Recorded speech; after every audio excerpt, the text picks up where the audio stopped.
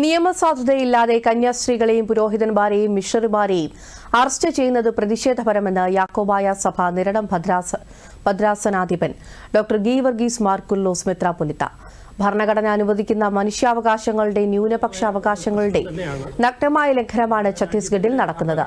സ്വന്തം മതത്തിൽ ഉറച്ചു നിൽക്കുന്നതിനും പ്രചരിപ്പിക്കുന്നതിനുമുള്ള സ്വാതന്ത്ര്യമാണ് നിഷേധിക്കപ്പെടുന്നത്.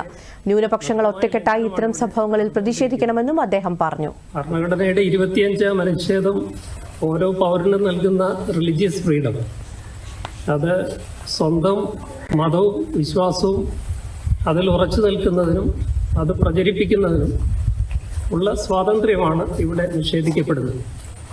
മതം മാറ്റം എന്നുള്ളത് നിർബന്ധിത മതം മാറ്റം, പ്രലോഭിത മതമാറ്റം എന്നൊക്കെയുള്ളത് ഒരു മിത്താണ്. ഇത് കള്ളക്കഥയാണ്. ഇത് കള്ളക്കഥയാണെന്ന് തെളിയിക്കപ്പെട്ടിട്ടുള്ളതാണ് നിയമപരമായിട്ട് തന്നെ.